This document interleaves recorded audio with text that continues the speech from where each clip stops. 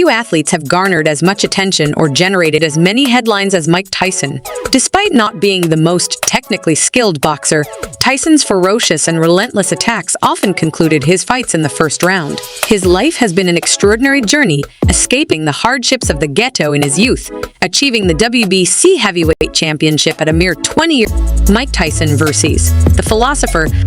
Throughout his career, Tyson faced off against some of the most formidable opponents in the world, many of whom he swiftly defeated within the opening round. However, in 1987, the formidable boxer found himself defused by an elderly philosophy professor. While attending a party in New York City, Mike became embroiled in a dispute with the teenage supermodel Naomi Campbell, whom he was dating at the time. As the situation escalated, Naomi's friend sought assistance, and the unexpected aid came from an unusual source, a diminutive 77-year-old man named A.J. Ayer, a British philosopher. Tyson, bewildered and infuriated by the elderly gentleman's intervention, shouted, "Do you know who that guy am? I'm the heavyweight champion of the world." Ayer calmly responded, "And I am the former Wykeham professor of logic. We are both preeminent in our respective fields. I propose that we discuss this like rational individuals." In a surprising turn of events, they engaged in a conversation, allowing Campbell to escape. Notably, Ayer was perhaps more adept at handling such situations than most senior citizens, having served in Mystique during World War II. 9. The pigeons. In many of the world's cities, pigeons are considered vermin, rats with wings that slime every surface with excrement. However, a young Mike Tyson was fascinated with the birds. After a home burglary he performed when he was just 10 years old, he was left with a wad of money burning a hole in his pocket. He spent $100 on his own flock of pigeons, moving them a few at a time to a rooftop. Unfortunately, others learned where he'd stashed his birds and tried to steal them. When Mike confronted the thieves, a boy named Gary Flowers took one of the pigeons and ripped its head off, throwing the bloody remains at Tyson. Encouraged by his friends, Mike attacked Flowers. One wildly flung punch knocked the other boy down. This would be the dawn of his legacy. He soon developed a reputation in the neighborhood, and other kids would come to challenge him. By the age of 11, he was a street-hardened thug, but all these years later, his love for pigeons has never abated. He has even hosted his own show about the birds on Animal Planet, called Taking on Tyson. Youngster adorned with glasses and afflicted by a speech impediment, making him a prime target for local bullies. At the age of 7, his family faced adversity as his mother lost her job, compelling them to relocate to a Brooklyn neighborhood rife with projects known for its drug-related activity. The older boy attempted to extort money from him. When Mike failed to produce any cash, the boy turned to seizing his lunch. Mike valiantly defended his meal, describing it as meatballs wrapped in aluminum foil. Despite his efforts, the other boy eventually overpowered him, pilfered his glasses, and maliciously deposited them in the gas tank of a nearby car. Reflecting on this experience, Mike admitted, "I still feel like a coward to this day because of that bullying. It's a profound sensation being utterly helpless. That feeling never truly fades." As Mike matured and honed his combat skills, he embarked on a mission to settle scores with some of the tormentors from his childhood. He asserted, "The guy who snatched my glasses and tossed them away? I confronted him on the streets and beat him mercilessly for humiliating me. He may have forgotten, but I never did." 7. Killer. While regulations have significantly mitigated the perils of boxing over time, it remains a gladiatorial sport where participants occasionally suffer severe injuries and, tragically, lives are sometimes lost. A poignant example occurred in 1947 when Sugar Ray Robinson experienced a haunting nightmare predicting he would fatally harm his opponent, Jimmy Doyle, during their bout. Robinson contemplated quitting, but promoters enlisted a Catholic priest to persuade him otherwise. Despite Robinson's apprehensions, he tragically did cause Doyle's death, a haunting event that lingered with him throughout his lifetime. Although every boxer aspires to deliver a knockout blow, the vast majority harbor no lethal intentions.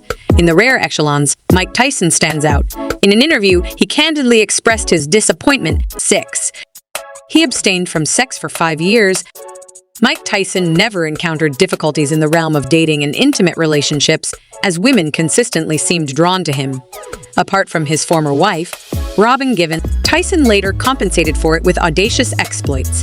Earning a reputation as a womanizer, he often reminisces about numerous, sometimes nearly public, encounters with women. Regrettably, he acknowledges that several of these interactions contributed to low points in his life, particularly an incident where he engaged intimately with all the hotel maids prior to his stunning heavyweight championship loss to Buster Douglas. His actions also resulted in sexual assault charges filed by a former beauty pageant contestant, leading to a conviction and a 3-year sentence out of a 6-year term.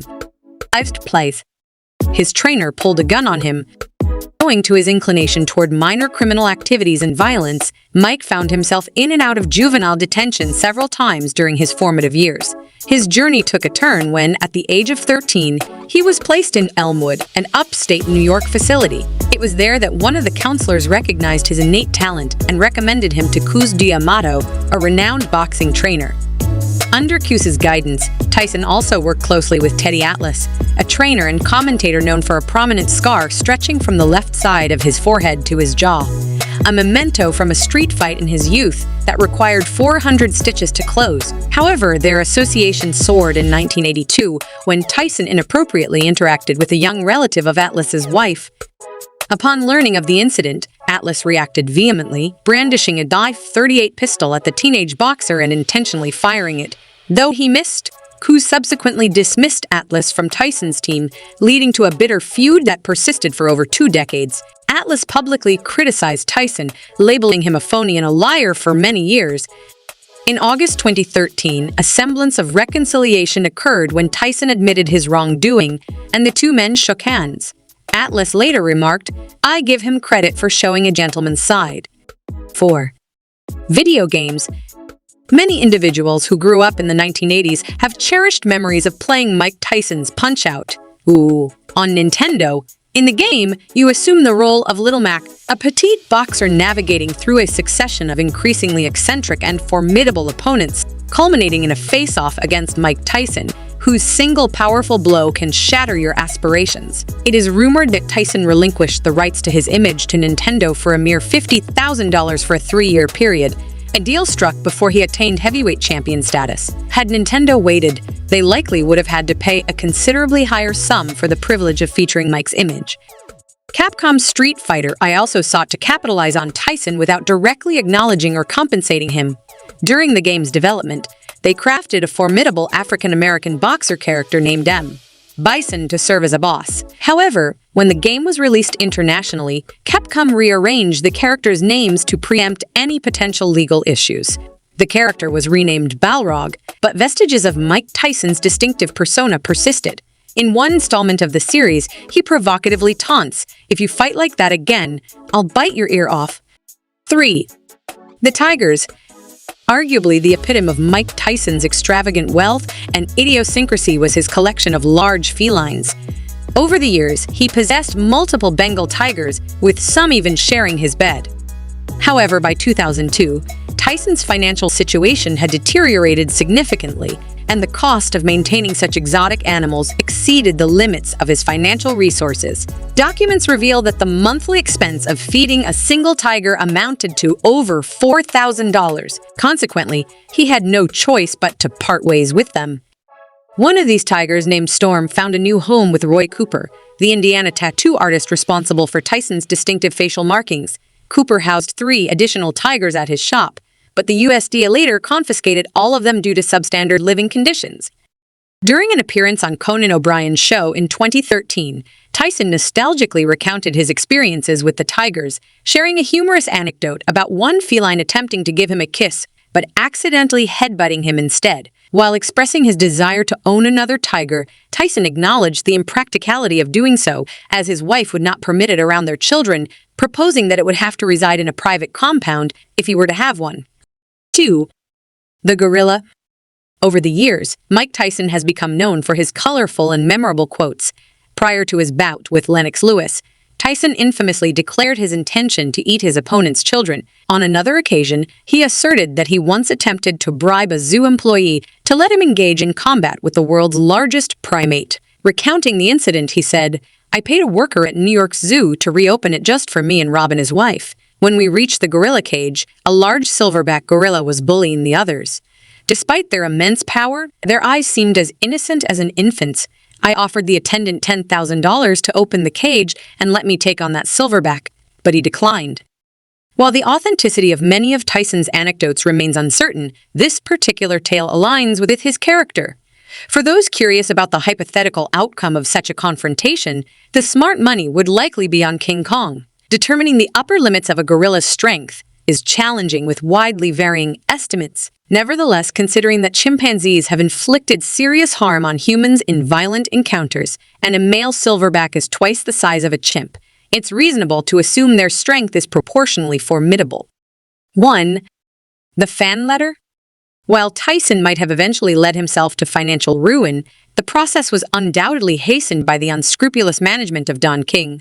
The exact amount King managed to defraud him of remains unknown, but estimates soar into the tens of millions of dollars. King not only embezzled significant sums directly from Mike, but also redirected funds to his own family members through a network of fictitious positions.